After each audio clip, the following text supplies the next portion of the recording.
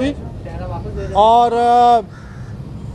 Election commission of Pakistan ने अगली तारीख यानी 17 तारीख रखी है, तो हम इस पेशरफ से मुतमईन हैं, क्योंकि हम समझते हैं कि फ़ॉरेन फंडिंग केस के अब फैसले का वक्त आ गया है। पाकिस्तानी कौम अब मज़ीद इंतशार बर्दाश्त नहीं कर सकती। ये हुकूमत अब पाकिस्तान को एक इंतशारी कैफियत में ले गई है और जो जमहूरियत के बुनियादी हकूक़ हैं, यानी वोट डालना, नो कॉन्फिडेंस भी उसी का एक सिलसिला है, उसकी राह में रुकावट, जलसे और ये वो काम करने जा रही है जिससे पाकिस्तान में बड़े ख़तरात जन्म लेंगे और ये हमारी कौमी सलामती के लिए ख़तरनाक है।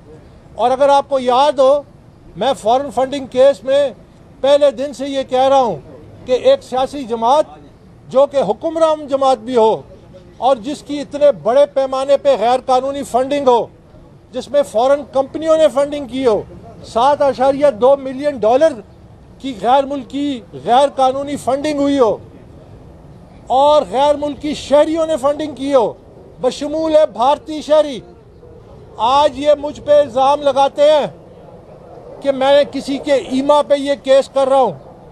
मैं इमरान खान को पहले भी चैलेंज किया है कि इमरान खान, तो आपके पास ISI है, आपके पास IB है, आपके पास तमाम तहकीकाती इदारे हैं, आप अभी तक 1 रुपए का सबूत क्यों नहीं सामने ला चुके कि मैं किसी की ईमा पे ये काम कर रहा हूँ।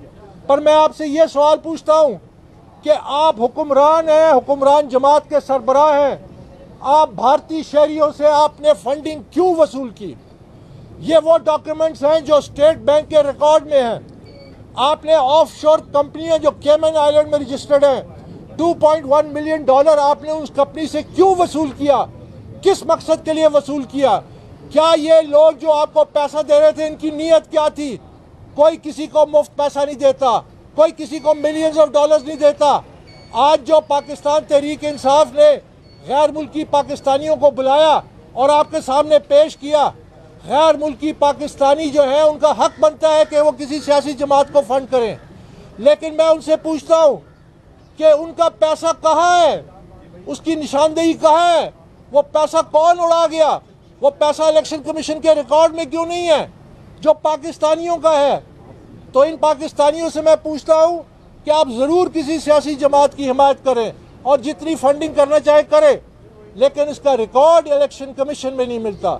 जो रिकॉर्ड मिलता है वो ये कि 8 अरब रुपए कैश आया है मोस्टली, उसका कोई हिसाब किताब नहीं है कि किससे आया है।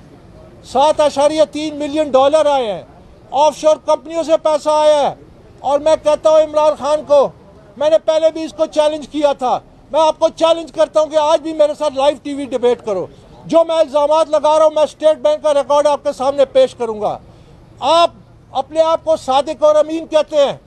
आप कैसे सादिक और अमीन हैं कि जब आप 7 साल से इस केस से भाग रहे हैं, जब आपने 7 रिट पिटिशंस की हैं, आपने दर्जनों दरख्वास्तें डाली हैं, आपने आज भी 2 दरख्वास्तें जिस पे आज बहस मुकम्मल हुई कि अकबर अस बाबर को इस केस से अलग करो। तो क्या मदीने की रियासत में जब कोई सवाल पूछता था अमीरुल मोमिनीन से तो वो उनका मुंह बंद करते थे या जवाब देते थे? आप मदीने की रियासत बनाने के चक्कर में आपने पाकिस्तान को ईदी अमीन की रियासत बना दिया है। अब खुला आप कानून की धज्जियां उड़ा रहे हैं, आइन की धज्जियां उड़ा रहे हैं। आप कहते हैं कि आपके खिलाफ कोई वोट ना दे सके। आप इस केस पे आज भी आपने इल्तवा की कोशिश की। ये केस 7.5 साल से चल रहा है, 150 से ज़्यादा पेशियां हो चुकी है, दर्जनों दरख्वास्तें आ चुकी है कि इसको इल्तवा में डाला जाए और मुख्तलिफ बहाने इस्तेमाल किए गए हैं। क्या कोई अमीरुल मोमिनीन जो सादिक और अमीन है, क्या मदीने की रियासत में कोई हाकिम सोच सकता है कि इस किस्म की हरकतें इख्तियार करे? आपका ये जो झूठ है ये अब एक्सपोज हो चुका है। आपको इस्तीफा देना चाहिए। आपको जब स्क्रूटिनी कमेटी की रिपोर्ट आ गई जिसमें तहरीरी तौर पे मेरे इल्ज़ामात साबित हो गए, और ये वो स्क्रूटिनी कमेटी है जो ना मेरी है ना आपकी है, ये इलेक्शन कमीशन ने बनाई थी, जिसको 1 महीने में रिपोर्ट देनी थी। जो 4 साल तक इस रिपोर्ट को छुपा के बैठे रहे, जो स्टेट बैंक से डाटा आया था, किस लिए छुपा के बैठे थे?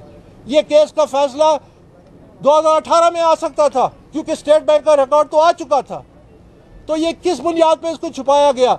अब ये स्क्रूटनी कमेटी रिपोर्ट में आपके खिलाफ तमाम इल्जाम साबित हो चुके हैं, तहरीरी तौर पे फैक्ट फाइंडिंग हो चुकी है। आप किस बुनियाद पे अभी तक बैठे हैं? आपको क्यों नहीं इस्तीफा देते? आप तो मिसालें मगरिब की देते थे कि एक वजीर अपनी सेक्रेटरी को फोन करता है वीजे के लिए, कॉन्फ्लिक्ट ऑफ इंटरेस्ट है, एक वजीर असेंबली में 5 मिनट लेट आता है, वो इस्तीफा देता है। तो मिसालें तो वो आप देते थे। आज आपके पास तहरीरी सबूत एक आईनी इदारे की कमेटी की रिपोर्ट में आ चुका है। किस बुनियाद पे आप? मैंने इसीलिए कहा था, मैंने इसीलिए इस कौम को वार्न किया था 7 साल पहले, जब मेरे सामने हकीकत आई थी कि यह पाकिस्तान की तबाही होने जा रही है, यह पाकिस्तान की बर्बादी होने जा रही है। इसलिए मैं सामने खड़ा हुआ, इसलिए मैंने मुकाबला किया इमरान खान का, इसलिए मैंने मुकाबला किया सबका, और मैंने बहुत कुछ बर्दाश्त किया, लेकिन मैं अपने मकसद से नहीं हटा। अब हमें उम्मीद है कि इलेक्शन कमीशन 17 के बाद अगर कोई मजीद पेशी है तो इसी तरह जल्दी करके इसका फैसला सुनाए, क्योंकि पाकिस्तान इंतशार की तरफ जा रहा है। ये केस हक, इंसाफ और सबूत की बुनियाद पर जब इसका फैसला आएगा तो ये पाकिस्तान को इंतशार से बचाएगा, और पाकिस्तान इस जो इंतशार के आलम में है इससे निकलेगा। मैं ये भी कहना चाहता हूँ कि जिस अंदाज में इमरान खान हुक्मरानी कर रहे हैं, ये पाकिस्तान इमरान खान को गिरवी नहीं रखा गया, ये स्याह और सफ़ेद का मालिक नहीं है। आज भी पाकिस्तानी सहाफत में ऐसे लोग मौजूद हैं जो असूलों पे खड़े हैं, जिन्होंने अपनी नौकरियां दांव पे लगाई।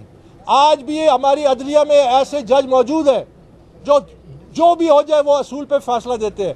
आज भी सियासत में ऐसे वर्कर मौजूद हैं जो हक की बात करते हैं, जो हक पे खड़ा होते हैं। पाकिस्तान एक बनाना रिपब्लिक नहीं है।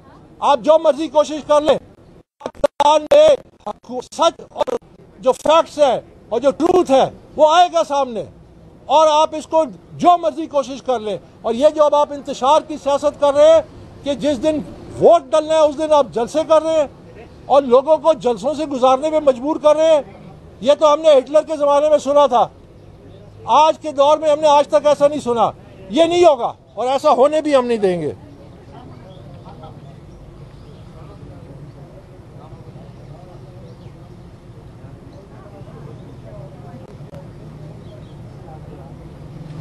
और मैं ये साथ कहना चाहता हूँ कि मैं पाकिस्तान तहरीक इंसाफ से ये कहना चाहता हूँ, तमाम वर्करों से ये कहना चाहता हूँ, मैं सबको इकट्ठा करूँगा। आप राब्ते करें, आप साथियों से राब्ते करें। मैं सबको इस्लामाबाद बुला के हम एक मीटिंग करेंगे और फिर कन्वेंशन भी करेंगे। हम इस पाकिस्तान तहरीक इंसाफ को दोबारा जिंदा करेंगे और हम इस दिखाएंगे दुनिया को कि जेन्युइन लीडरशिप क्या होती है, कॉम्पिटेंट लीडरशिप क्या होती है। क्योंकि जो सियासत की, जो लीडरशिप की नर्सरी है वो सियासी जमातें हैं। लोग बात करते हैं अमेरिका की, लोग बात करते हैं चीन की, लोग बात करते हैं बरतानिया की। 3 मुल्क, 3 मुख्तलिफ निज़ाम, लेकिन तीनों कामयाब। उसकी वजह है कि वहाँ पे मेरिट प्रिवेल करता है। चाइना में जो टॉप लोग होते हैं वो उनकी कम्युनिस्ट पार्टी में आते हैं। बरतानिया में पाकिस्तानी निज़ाम मेयर बन सकता है क्योंकि वहाँ मेरिट है उनकी सियासी जमातों में। इसी तरह अमेरिका में हम वो मेरिट लेके आएंगे। और मैं खान साहब को आखिर ये पैगाम देना चाहता हूँ, खान साहब, अब आपकी जितनी भी भागने की कोशिशें थी, अब आप तीनों विकेटें उखाड़ के भागे मत, क्योंकि ये मैच अब ख़त्म हो गया है। अब आप हार चुके हैं और इंशाल्लाह फैसले का इंतज़ार है, वो भी जल्द आ जाएगा। बहुत शुक्रिया।